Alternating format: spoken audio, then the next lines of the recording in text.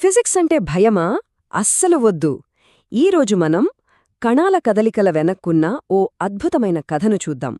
దీని పేరే కణాల వ్యవస్థలు మరియు భ్రమణచలనం. అబ్బో, పేరు చూసి భయపడకండి.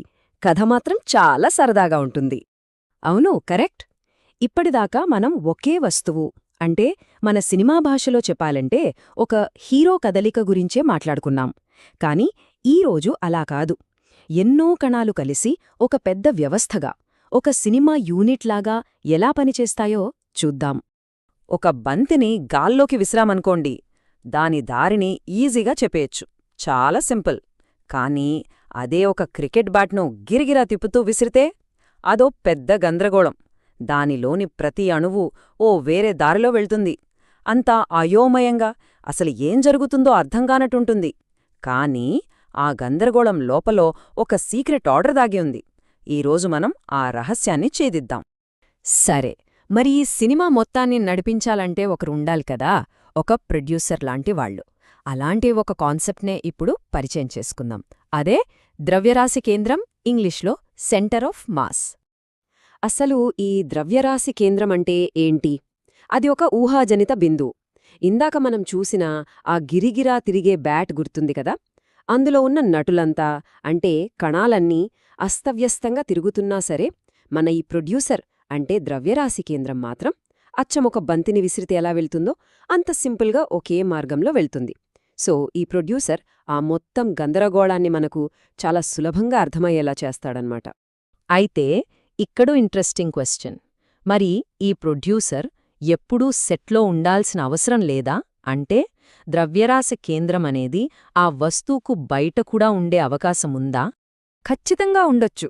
ఫర్ ఎగ్జాంపుల్, ఒక గాజు లేదా ఉంగరం తీసుకోండి. దాని బరువంతా అంచుమీదే ఉంటుంది కదా, కాని దాని ద్రవ్యరాశి కేంద్రం మన ప్రొడ్యూసర్ మధ్యలో ఉన్న ఖాళీ ప్రదేశంలో ఉంటుంది. బూమరాంగ్ విషయంలో కూడా అంతే. అందుకే దాని కదలిక అంత విచిత్రంగా, ఏదో మాయ చేస్తున్నట్టు అనిపిస్తోంది. సరే, ప్రొడ్యూసర్ గురించి తెలిసింది. ఇక ఈ సినిమాలోని యాక్షన్ దగ్గరకు వద్దాం. ఒక వస్తువుని తిప్పడానికి కారణమయ్యే ఆ ఫోర్సే మన యాక్షన్ స్టార్ టార్క్. మరి ఈ బలానికి టార్క్కి తేడా ఏంటి? చాలా సింపుల్. ఒక వస్తువును ముందుకు జరపాలి అంటే బలం అంటే ఫోర్స్ కావాలి. అదే వస్తువును ఒక పాయింట్ చుట్టూ తిప్పాలి అంటే టార్క్ కావాలి. సో టార్క్ అంటే తిప్పే బలం అంతే. దీన్నర్థం చేసుకోవడానికి ఒక సింపుల్ ఎగ్జాంపుల్ చూద్దాం. మన ఇంట్లో ఉండే తలుపు. దాని హ్యాండిల్ ఎప్పుడూ కీలుకు అంటే హింజ్కు దూరంగా అంచు దగ్గరే ఉంటుంది. ఎందుకని? ఒకసారి ఊహించుకోండి. అదే తలుపును దాని కీలు దగ్గర పట్టుకుని నెట్టడానికి ప్రయత్నిస్తే ఎలా ఉంటుంది? చాలా కష్టం కదా. ఎందుకంటే టార్క్ అనేది మనం పెట్టే బలం మీదనే కాదు, ఆ బలాన్ని ఎక్కడ పెడుతున్నాం అన్నదానిమీద కూడా ఆధారపడి ఉంటుంది. ఫార్ములా చాలా సింపుల్. టార్క్ అంటే మనం ప్రయోగించే బలం ఇంటూ దూరం. ఆ దూరం ఎంత ఎక్కువైతే టార్క్ అంత ఎక్కువ అన్నమాట. అందుకే తలుపు హ్యాండిల్ అంచున ఉంటుంది. పొడవాటి రెంచ్తో నట్టును తిప్పడం చాలా ఈజీగా ఉంటుంది. ఓకే, ఇక్కడే అసలు మ్యాజిక్ మొదలవుతుంది. మనం ఇప్పటిదాకా నేర్చుకున్న రేఖీయ చలనం అంటే స్ట్రేట్ లైన్ మోషన్కి, ఇప్పుడు చూస్తున్న భ్రమణ చలనానికి అంటే రొటేషనల్ మోషన్కి ఒక రహస్య సంబంధం ఉంది. ఇది అచ్చం ఒక కొత్త భాష నేర్చుకున్నట్టే. ఆ భాషలోని పదాలు తెలిసాయంటే చాలు, ఈ ప్రపంచం మనకు కొత్తగా కల్పిస్తుంది. పదండి, ఆ సీక్రెట్ కోడ్ను డీకోడ్ చేసేద్దాం. ఈ కోడ్ని అర్థం చేసుకోవడానికి ఒక చిన్న పంద్యం. మన దగ్గర 2 గోళాలున్నాయి. ఒకటి సాలిడ్ స్ఫియర్ అంటే పూర్తిగా నిండినది. రెండోది హాలో స్ఫియర్ అంటే లోపల ఖాళీగా ఉన్నది. రెండింటి బరువు, సైజు అన్నీ సేమ్. ఇప్పుడు ఈ రెండింటినీ ఒక వాలుదలం మీద నుంచి ఒకేసారి దొర్లనిస్తే ఏది ముందు కిందకు చేరుకుంటుంది? చాలామంది రెండూ ఒకేసారి చేరుకుంటాయనే అనుకుంటారు. కానీ ఆశ్చర్యంగా సాలిడ్ స్ఫియర్ అంటే నిండిన గోళమే పంద్యం గెలుస్తుంది. ఎందుకు?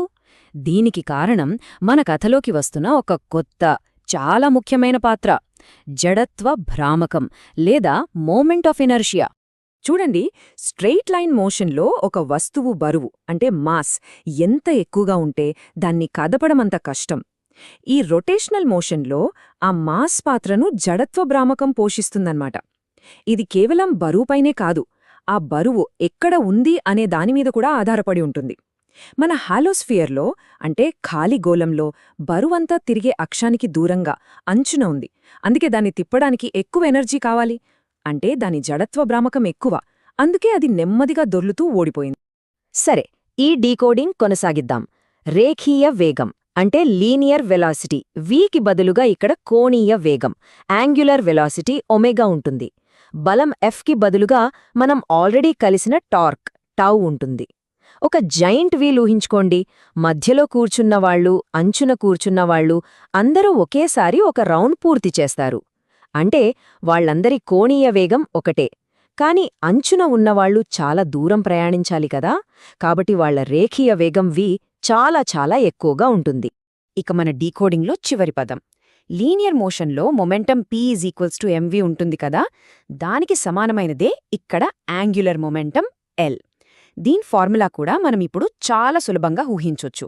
మాస్ m స్థానంలో జడత్వ భ్రామకం I పెట్టాలి, వెలాసిటీ v స్థానంలో కోణీయ వేగం ఒమేగా పెట్టాలి. అంతే, మన కొత్త ఫార్ములా L = Iω. సింపుల్. సరే, ఇప్పుడు మనం ఈ సినిమా క్లైమాక్స్కి వచ్చేశాం. ఇది విశ్వంలోని ఒక ప్రాథమిక నియమం.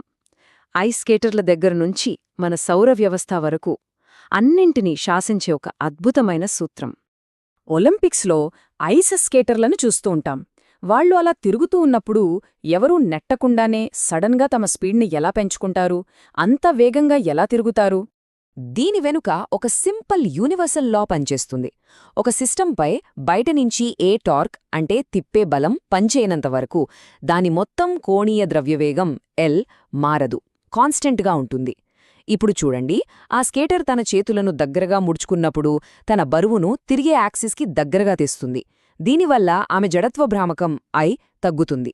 కాని మన ఫార్ములా L = Iω ప్రకారం L కాన్స్టెంట్గా ఉండాలి కదా.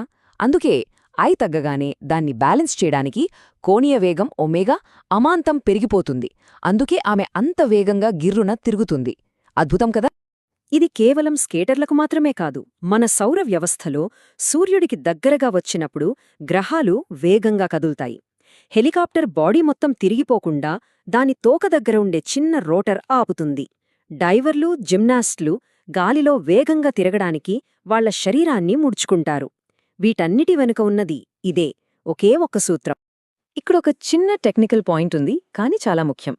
టార్క్, కోణీయ ద్రవ్యవేగం లాంటి వాటికి కేవలం వాల్యూనే కాదు, డైరెక్షన్ కూడా ఉంటుంది. అందుకే వాటిని లెక్కించేటప్పుడు ఆర్డర్ చాలా ముఖ్యం. సింపుల్గా చెప్పాలంటే, ముందు సాక్స్ వేసుకుని తర్వాత షూస్ వేసుకోవడం వేరు, ముందు షూస్ వేసుకుని తర్వాత సాక్స్ వేసుకోవడం వేరు కదా. ఫలితం పూర్తిగా మారిపోతుంది. అలాగే వెక్టర్స్లో కూడా A క్రాస్ B అనేది B క్రాస్ Aకు సమానం కాదు, డైరెక్షన్ రివర్స్ అయిపోతుంది. ఓకే, ఇప్పుడుదాకా మనం చూసింది మన కంటికి కనిపించే పెద్ద ప్రపంచం. ఇప్పుడు ఒక్క క్షణం మన ప్రయాణాన్ని ఒక పరమాణువు లోపలికి, అంటే కంటికి కనిపించని సూక్ష్మ ప్రపంచంలోకి తీసుకెళ్దాం. మనం ఇంతసేపు మాట్లాడుకున్న నియమాలు గ్రహాల దగ్గరనుంచి బొంగరాల వరకు అద్భుతంగా పనిచేస్తాయి. కాని మనం ఇంకా లోతుగా వెళ్ళి ఒక పరమాణువును చూస్తే అక్కడుండే ఎలక్ట్రాన్లు కూడా వాటి అక్షం చుట్టూ తిరుగుతుంటాయి. దాన్ని స్పిన్ అంటారు. కాని ఇక్కడే ఒక ట్విస్ట్ ఉంది. మనం చెప్పుకున్న నియమాలు అక్కడ కొంచెం కాదు, చాలా భిన్నంగా ప్రవర్తిస్తాయి. ఆ సూక్ష్మ ప్రపంచాన్ని క్వాంటం మెకానిక్స్ అనే పూర్తిగా కొత్త రూల్స్ పాలిస్తాయి. మరి దీనర్థమేంటి? మన పెద్ద ప్రపంచాన్ని నడిపే ఫిజిక్స్ రూల్స్ ఆ చిన్న ప్రపంచానికి వర్తించవా? ఒకే విశ్వంలో రెండు రకాల నియమాలు ఎందుకున్నాయి? ఈ ప్రశ్న ఆలోచించాల్సిన విషయమే కదా.